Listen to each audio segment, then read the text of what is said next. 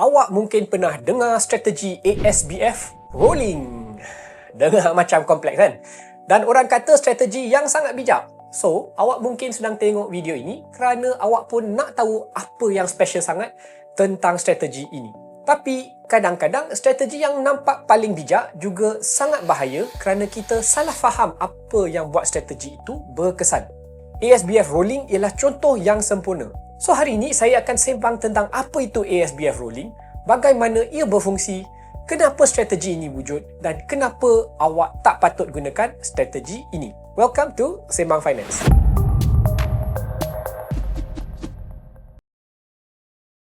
Okey, sebelum kita judge sama ada rolling tu bagus ataupun tidak, mari kita fahami dulu apakah maksud compounding dan apakah maksud rolling. Bayangkan ASBF ni macam awak tanam satu pokok buah. Pokok ini ialah modal besar RM200,000 yang awak dapat melalui ASBF. Setiap tahun, pokok ini akan keluarkan buah. Buah itu ialah dividen ASB. Sekarang, awak ada dua pilihan. Pilihan pertama, awak ambil buah itu dan tanam balik.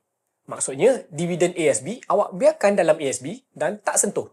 Buah itu akan jadi pokok baru dan tahun depan awak bukan saja keluarkan buah daripada pokok asal, tapi juga daripada pokok-pokok baru yang awak tanam. Inilah yang kita panggil ASBF, compounding. Sekarang pilihan kedua. Awak tanam pokok yang sama, pokok itu masih keluarkan buah setiap tahun, tapi kali ini bila buah itu keluar, awak tidak tanam balik buah tu.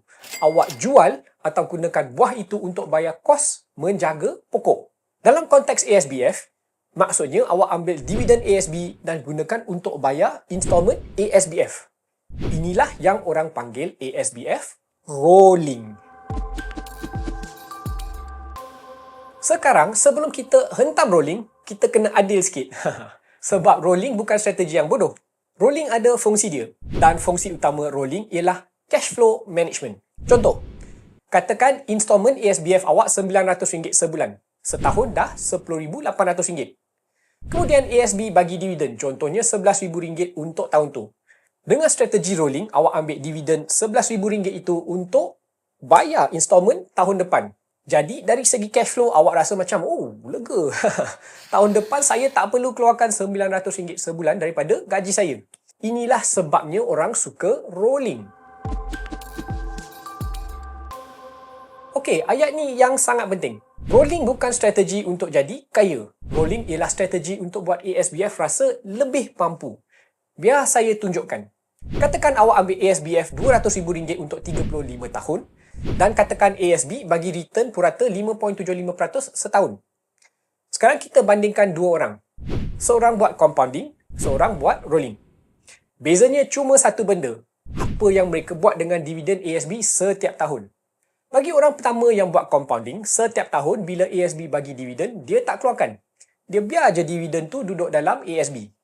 Kalau RM200,000 compound pada 5.75% setahun selama 35 tahun, nilai akhirnya akan jadi RM1,415,282. Itu adalah pulangan hampir 7 kali ganda daripada nilai asal. Sekarang orang kedua yang buat rolling. Dia juga mula dengan ASBF RM200,000, pinjam 35 tahun dengan kadar 4.25% setahun. Tapi setiap tahun bila ASB bagi dividen, dia keluarkan dividen itu untuk bayar installment ASBF. Kalau ada baki, barulah dia masukkan balik dalam ASB. Bayaran bulanan untuk servis loan ini adalah RM916 sebulan atau RM10,992 sebulan. Dividen ASB dia setahun? RM11,500. Maksudnya lepas dia keluarkan dividen ASB untuk servis loan ASBF, awak tinggal je RM508 untuk dilaburkan balik dalam ASB awak. Okey, yang ni saya anggap kosong je lah sebab nak memudahkan kiraan. Okey? So, secara logiknya, kalau semua dividen dikeluarkan setiap tahun dan cukup saja untuk bayar loan, balance ASB kekal sekitar RM200,000. So, awak mula ASBF ada RM200,000, lepas 35 tahun masih sekitar RM200,000 juga. So, awak tengok beza compounding dengan rolling. Untuk compounding, mula RM200,000, lepas 35 tahun ada 1.4 juta. Untuk rolling, mula RM200,000, lepas 35 tahun pun lebih kurang RM200,000. So, awak rasa ASBF rolling ni berbaloi ataupun tidak? Sekarang kita sampai kepada soalan yang agak penting. Bila sebenarnya rolling ini berguna? Dan jawapannya adalah bila cash flow awak ketat. Kalau awak tak mampu bayar ASBF, dan teknik rolling ini boleh membantu awak untuk beberapa bulan sementara situasi kewangan awak pulih. Tapi saya tahu, bila saya cakap macam tu, ada orang akan tanya, kalau cash flow tak mampu, kenapa tak batalkan saja ASBF? Bukankah Wilson sendiri yang selalu recommend orang batalkan ASBF? Dan itu soalan yang sememangnya bagus. Jawapan sama ada nak guna rolling atau batalkan terus ASBF bergantung kepada satu soalan. Kenapa cash flow awak ketat?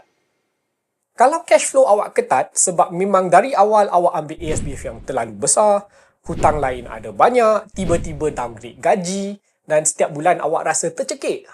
Maksudnya jawapan dia memang bukan rolling. Jawapannya adalah restructure loan supaya komitmen bulanan lebih rendah atau batalkan terus ASBF. Sebab rolling tidak boleh menyelesaikan masalah asas iaitu beban hutang awak terlalu besar. Tapi kalau cash flow awak ketat untuk sebab yang sementara, contohnya tiba-tiba emergency, sebab nak baiki bumbung rumah, then macam ni, rolling boleh jadi strategi untuk bertahan selama beberapa bulan atau setahun. Inilah sebabnya saya tak suka bila orang promote rolling ni macam strategi yang advance. Sebab kadang-kadang rolling itu bukan tanda strategi awak pijak. Kadang-kadang, rolling ialah tanda beban hutang awak terlalu besar. Okey, sampai sini awak sepatutnya sudah nampak kenapa ASBF rolling ini bukanlah sehebat yang digambarkan. Dia bukan 100% buruk, tapi dia juga bukan magic. Rolling boleh ringankan cash flow, tapi kos dia ialah nilai compounding yang awak korbankan. Kalau matlamat awak ialah nak bina ladang yang sebesar mungkin, awak kena tanam balik hasil tu. Bukan guna semua hasil untuk bayar kos. Faham kan? Dan itulah intipati video kali ini. Tapi sebelum kita berakhir, terdapat satu lagi soalan yang saya tak jawab. Dan mungkin ini adalah soalan yang awak ada. Macam mana kalau cash flow awak sebenarnya tak ada masalah? Maksudnya awak memang mampu bayar installment, tapi awak tetap nak buat rolling sebab awak mahu bebaskan cash flow bulanan. Lepas tu awak guna duit itu untuk invest kat tempat lain.